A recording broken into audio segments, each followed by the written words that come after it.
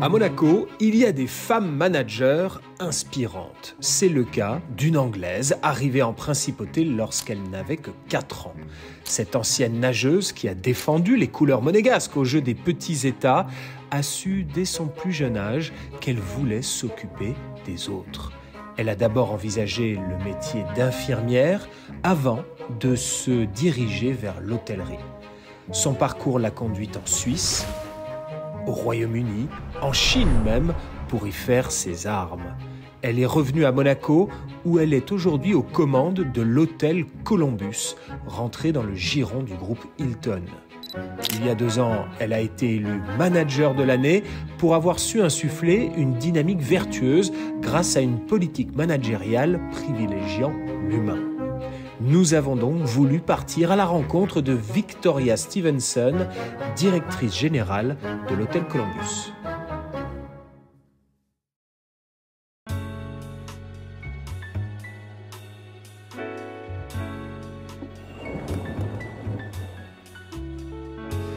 Bonjour Victoria. Bonjour Yann-Anthony. Je suis ravi de venir vous voir, de venir à votre rencontre. Alors déjà parce que vous êtes la seule femme manager d'hôtel à Monaco. Tout à fait. Ouais. Oui. Ça c'est un fait de gloire ou bien il faut le regretter, c'est dommage qu'il n'y en ait pas plus? Je pense que c'est dommage qu'il n'y en ait pas plus. D'accord, mais il y en aura plus dans les années à venir. J'espère.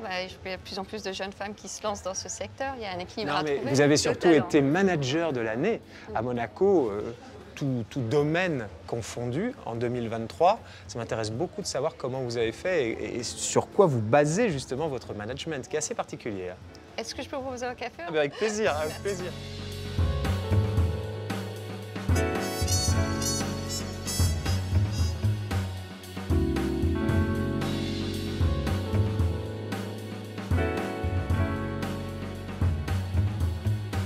Je vois l'époque David Coulthard parce qu'au départ, cet hôtel, c'était l'hôtel d'un pilote de Formule 1 résidant en principauté, l'Écossais David Coulthard. Je vois qu'il y a plein de photos de pilotes. On a gardé un petit peu d'histoire. Ça fait partie comme de l'âme de l'hôtel. Bien sûr, bien sûr. DC, David Coulthard. Vous, ce qui est intéressant, c'est que quand vous étiez jeune, vous vouliez vous occuper des autres. Et en fait, apparemment, vous avez même pensé peut-être devenir infirmière. Puis finalement, vous vous êtes dit, bon, l'hôtellerie. C'est passé par ma tête, mais c'est vrai que l'hôtellerie était plus ma voie, je pense. OK. Et j'ai eu l'opportunité de faire des stages sur Monaco. Et après, j'ai pris mon envol pour la Suisse, école hôtelière de Glion. Et sortie de là, les aventures ont commencé. Londres, puis Paris, un peu la Chine. Et de retour en France, sur la Côte d'Azur. Et mon pays natal m'a refait un petit peu l'appel du pied. Je suis repartie à Londres un certain temps.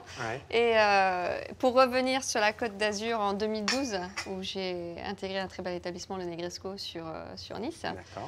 Et la vie a décidé que je change un petit peu de carrière un certain temps pour devenir maman. Merci beaucoup. Ah, merci, très bien. Chalidou. Vous avez 2 enfants, un garçon et une fille. Tout à fait. D'accord. Donc j'ai pris une petite pause pendant quelques mois.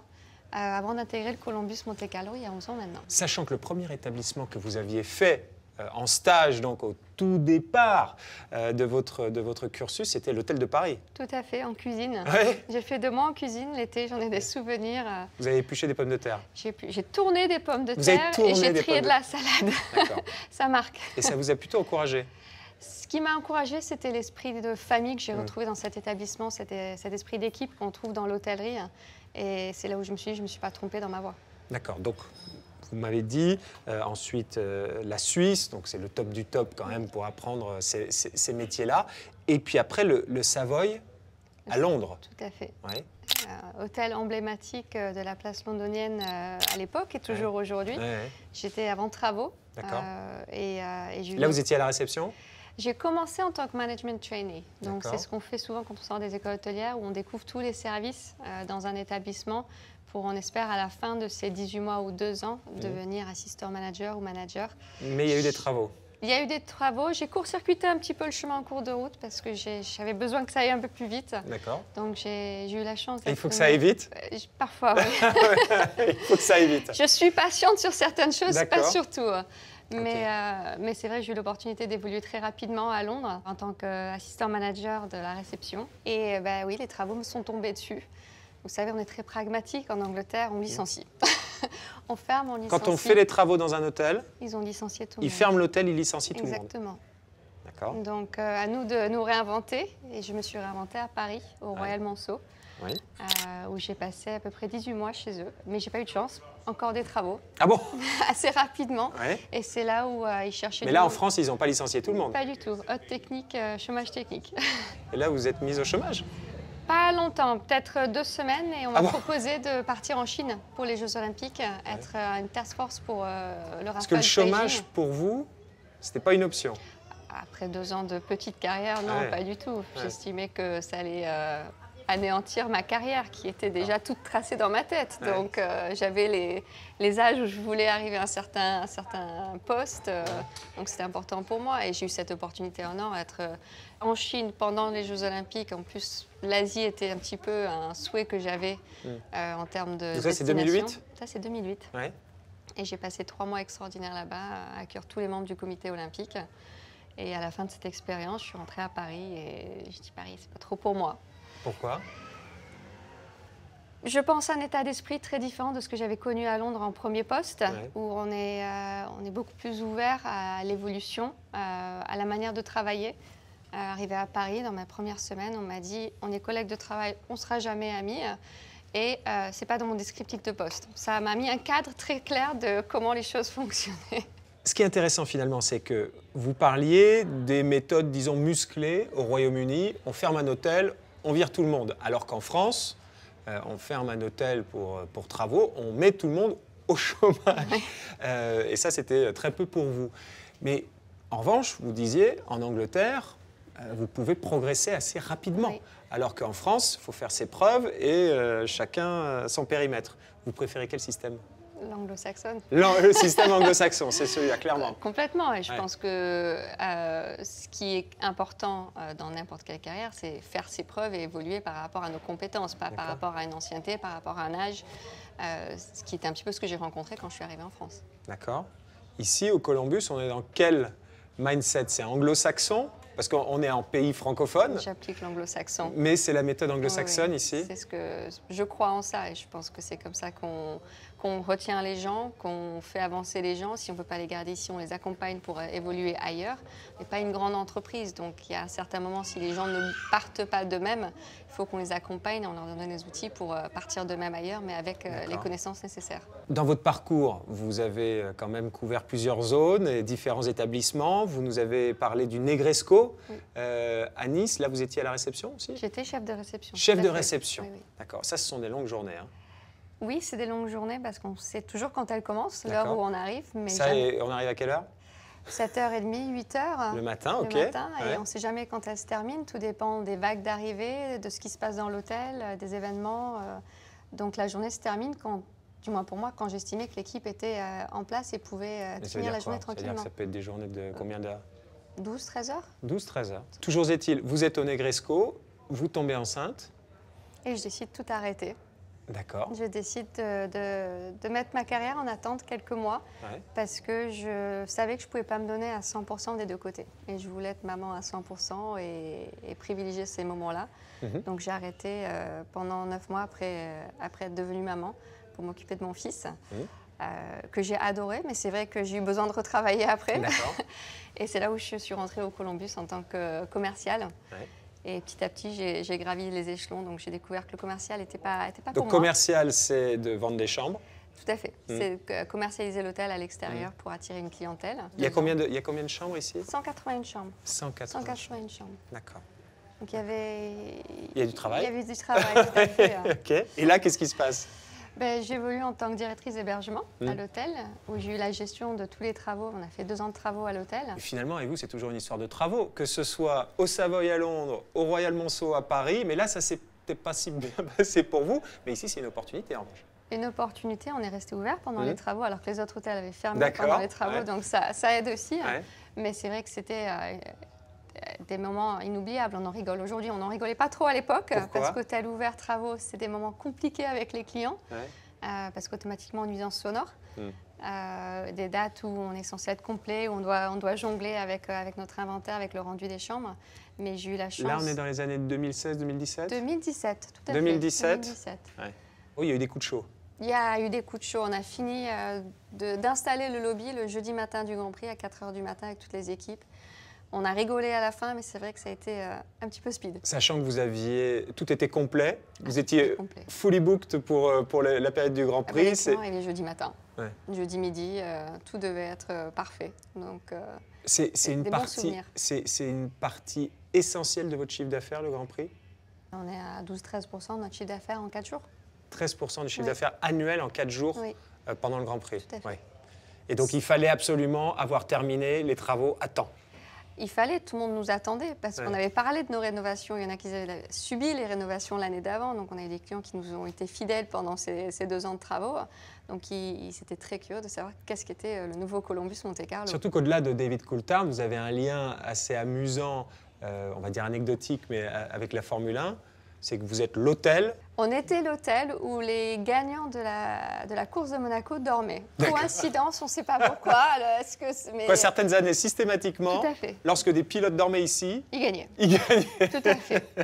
Quand Daniel Ricciardo a gagné à Monaco, il a fini dans notre lobby avec une coupe de champagne. Il a fêté ça avec nous. D'accord. Après avoir plongé dans la piscine Red Bull sur le port. Exactement. La nuit a été longue, courte.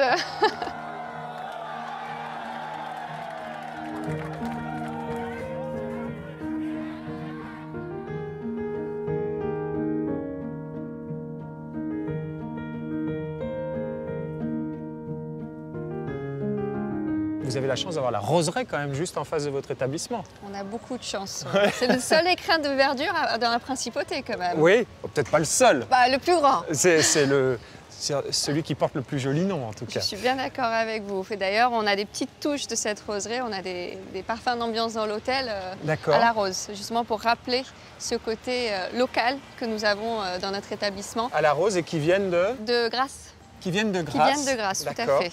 Très bien. C'est important pour vous de travailler avec des artisans, avec des producteurs locaux? C'est très important. Je pense que ça fait partie de notre identité au Columbus, de living like a local, découvrir ce quartier qui est le quartier des locaux. En principauté, on est le seul établissement dans le quartier de Fontvieille. Ouais. Donc il faut le faire découvrir et on fait parler de notre établissement avec ses partenaires qu'on va chercher, qui nous approchent. Et qu'on veut mettre en avant pour nos clients. Un de nos acteurs, c'est Maison Favelita qui fait toute la décoration florale de notre hôtel. D'accord. Et Elodie est avec nous aujourd'hui, justement. Magie de la télévision. Bonjour. Bonjour Elodie. Bonjour. Yann Anthony. Enchantée. Donc c'est Elodie qui s'occupe des fleurs du Columbus. Tout à fait. Je pense qu'il y a eu un petit coup de foudre dans notre manière de travailler et de collaborer. D'accord. Et on a des mêmes valeurs avec Elodie. Mais alors quelles sont vos valeurs, Elodie? Des valeurs, on va dire, écologiques, parce que la fleur séchée est durable et donc on n'a pas besoin de faire des changements réguliers. Vous ne faites que les fleurs séchées? C'est vraiment mon expertise, la fleur séchée. Ouais. Voilà, c'est vraiment quelque chose qui me passionne, que je trouve intéressant, qui est très lié à la terre. Le sec, c'est vraiment quelque chose à travailler qui est très intéressant, qui va durer en plus sur le long terme. Ah oui, ça c'est malin parce que vous n'avez pas besoin de changer. Je n'ai pas la main verte. Donc Pourtant vous êtes anglaise. Oui, mais vous n'avez pas besoin de changer les fleurs trop souvent. Donc un bouquet de fleurs séchées, ça dure combien de temps? Ça tient combien de temps? Un an, parfaitement. D'accord. Et ensuite, on peut observer une évolution dans le séchage de la fleur au fur et à mesure du temps. Mais on va dire qu'un an, oui, c'est garanti pour un très joli séchage et ça pour une belle évolution. Même. Il y a des végétaux qui vont parfumer, l'eucalyptus, la lavande, le mimosa pendant un temps. Après, évidemment, en séchant, tout ce qui va être olfactif s'évapore. Mais oui, il y a des choses qui sentent très très bon. Et vous avez une technique, une méthode particulière, une approche particulière? On parlait des valeurs. Alors l'approche, elle va être la plus naturelle possible. Il y a beaucoup de végétaux que je vais aller cueillir dans la nature, donc vraiment dans les environs. J'y vais même avec Vous allez cueillir vous-même? Oui, et avec mon petit garçon aussi. Et ça, c'est très sympa. C'est vraiment des moments très chouettes. Alors, je cueille pas, je ne vais pas couper sur un arbre. Je vais plutôt ramasser ce qui est naturellement tombé. Voilà, vraiment pour ne pas toucher à la nature. Oui, il y a une vraie démarche. Il y a une vraie démarche, absolument. Et c'est surtout qu'on trouve vraiment des trésors incroyables de végétaux qui sont naturellement tombés au sol et qui n'attendaient que l'on vienne les ramasser. Merci beaucoup, Élodie. Avec Merci joie. de nous Merci avoir à rejoints. vous. Je vous laisse Avec dans la joie. roseraie Princesse Grasse. C'est parfait pour moi, c'est mon élément. Bonne journée, au revoir. Élodie. Donc finalement, ça c'est la démarche Columbus, c'est ce que vous voulez mettre en avant Tout à fait. dans tout votre style de management. Exactement, on l'a sur la partie écologique, mais aussi sur la partie humaine dans l'hôtel. C'est comment on accompagne nos équipes dans leur bien-être au quotidien. D'accord. Bon, on va essayer de voir ça. Avec grand C'est pas plaisir. juste de la com. C'est pas de la com du tout. Hein.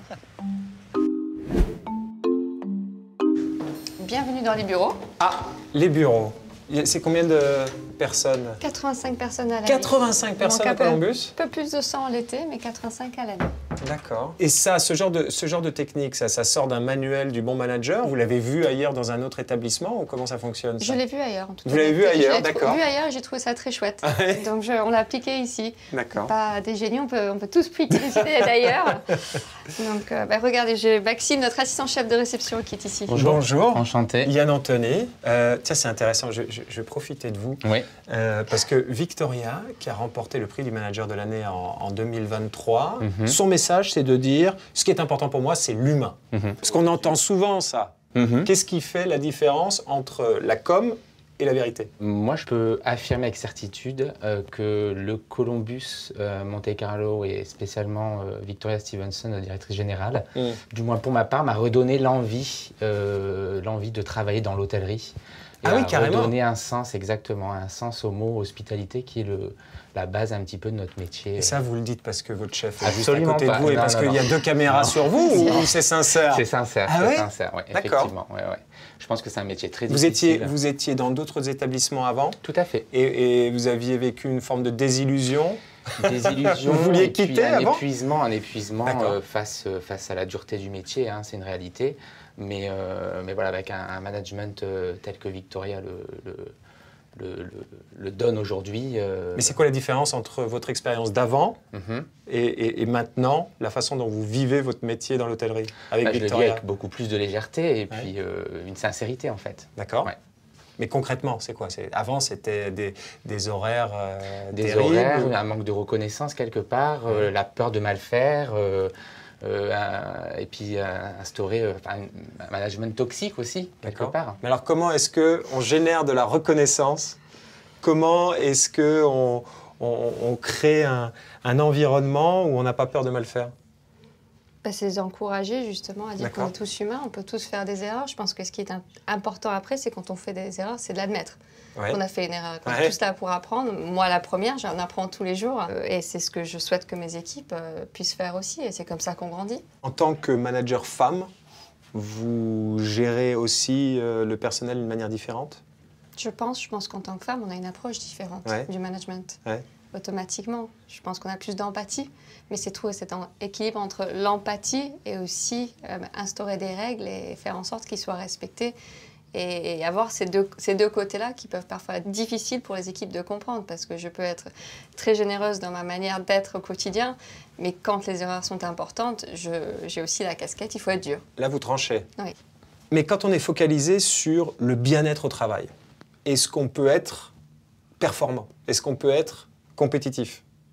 Je pense que c'est ce qui nous mène à être performant et compétitif, Ah, justement. d'accord. L'un conduit à l'autre. Ok. Pour moi, complètement. Ouais. L'accompagnement qu'on donne à nos équipes sur des sujets qui sont très personnels, qui les touchent dans leur vie extérieure, leur permettent de venir ici et de se sentir à l'aise d'évoquer ces sujets-là.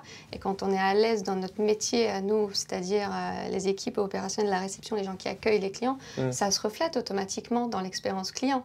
Et l'expérience client positive, c'est D'accord. des résultats positifs. Mais c'est quel type d'accompagnement?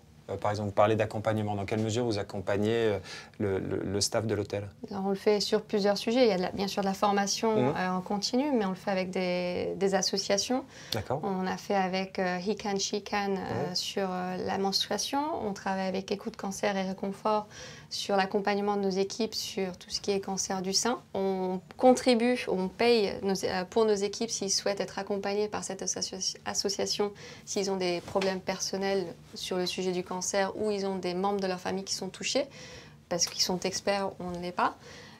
Sur des thèmes comme ça, on a récemment fait la ménopause, qui est extrêmement important et je pense que ça a ouvert les yeux de beaucoup de personnes sur ça touche pas juste la femme, ça touche le couple, ça touche le travail, le management, comment on accompagne nos équipes quand ils passent par des moments comme ça et parfois c'est des touches très facile à adapter. Nos uniformes, qui sont tous en fil de pêche recyclé avec de la marque Noliju, ils sont tous avec des tailles élastiques. Et c'est vrai que quand on passe sur des moments comme ça de la vie d'une femme, parfois on prend quelques kilos. Et il y a cette gêne de dire « j'ai besoin d'un nouvel uniforme, mais je ne vais pas le dire, donc je vais être dans un uniforme très serré et pas confortable dans mon quotidien ». Là, on est sur un produit qui accompagne aussi cette phase-là de la vie. Beaucoup de sujets liés à la femme. Vous avez souffert d'une forme de misogynie par le passé dans d'autres établissements? Je ne vais pas dire que j'en ai souffert. Ouais. J'en ai eu, mais je ne vais pas dire que j'en ai souffert parce que je ne reste pas bloquée sur des choses comme ça. Sinon, on n'avance pas. Et je ne pense pas que ce soit que des sujets féminins. Justement, ça touche tout le monde. Ça touche le couple, ça touche un père qui éduque sa fille toute seule.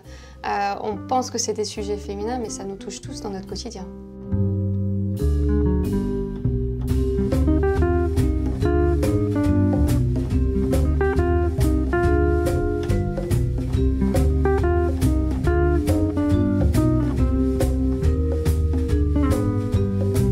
Bienvenue dans la Columbus Suite. Nous sommes au 9e étage, je trouve presque toutes les suites de l'hôtel. Ouais. Vous avez une vue imprenable sur la roseraie, sur le chapiteau de Monaco. Ça existe, les vues imprenables à Monaco? Il y en a partout.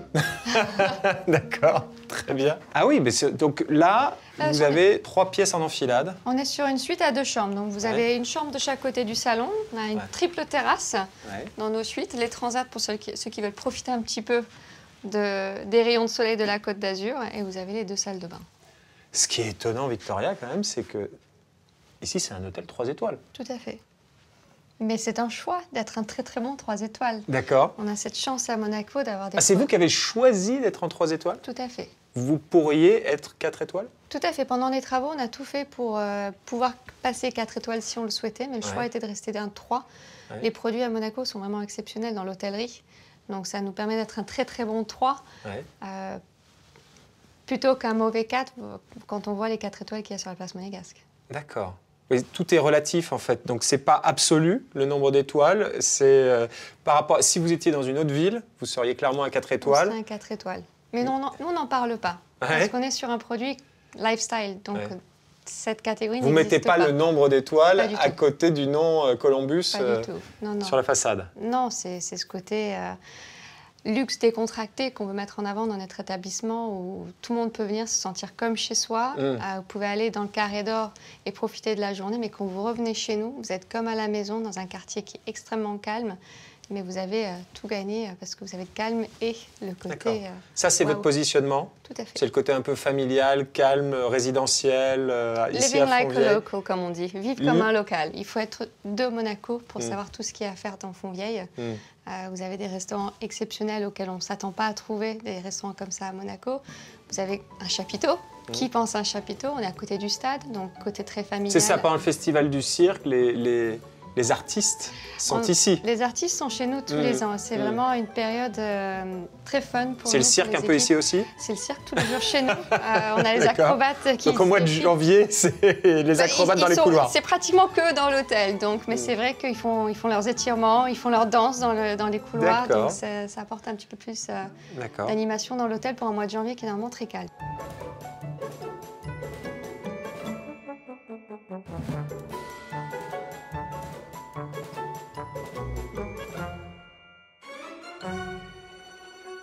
Alors comment on fait? Alors maintenant vous êtes sous bannière Hilton, qui est une immense chaîne internationale, mais finalement vous êtes quand même un hôtel 3 étoiles indépendant à Monaco. Comment on fait pour se positionner face au mastodonte SBM ici à Monaco? Mais je pense que c'est grâce à ces différences et faire parler de Monaco autrement, parce qu'il y a justement ce côté de Monaco qui peut être vu comme assez excentrique pour une grosse partie de la planète. Et savoir qu'il y a quelque chose, je ne vais pas dire affordable pour tout le monde. Donc abordable financièrement. Exactement, mais se sentir à l'aise. Une chambre ici au Columbus, c'est combien? Tout dépend de la période de l'année, mais on est à peu près à 200 € la nuit en basse saison. D'accord. Et en haute saison? En haute saison, on commence à 450. D'accord. Et une suite comme celle-ci en basse saison? Elle est à 900 €. Et en haute saison, elle peut monter jusqu'à 2000. D'accord. Ça, c'est le Grand Prix? Ou ça, c'est très très haut? Ça, c'est encore... Le Grand Prix n'en fait même pas partie. On n'en parle pas, c'est des sujets tabous. Des sujets tabous, carrément. Donc ça, par exemple, c'est une chambre de pilote pendant le Grand Prix? C'est une suite de pilotes. Pas nécessairement, les pilotes ne sont pas toujours dans des suites. Non. Non, tout dépend des écuries, tout dépend des pilotes. Il y en a qui n'en veulent pas, tout simplement. Ouais. On a une suite à côté qu'on avait nommée pendant quelques années, la suite Vettel, parce qu'il était toujours dans la même suite. Mais ça là, vraiment tout dépend. Ça sera une suite pour Hilton l'année prochaine.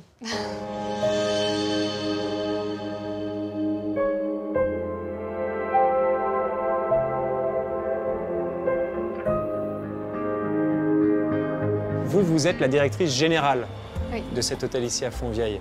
Imaginons qu'on vous propose la direction générale, le Graal d'un hôtel à New York, à Londres, d'une grande capitale. Vous y allez ou pas? Je pense que la question se pose, clairement, oui. C'est des endroits où, au niveau d'une carrière, ça nous ouvre beaucoup de portes. Ah, vous pourriez quitter Monaco? Je pourrais quitter Monaco le temps d'un moment, oui. Mais je reviendrai toujours, parce que j'ai grandi ici, mes racines sont ici, ma famille est ici. Et comme j'ai dit au début, c'est ma maison aujourd'hui.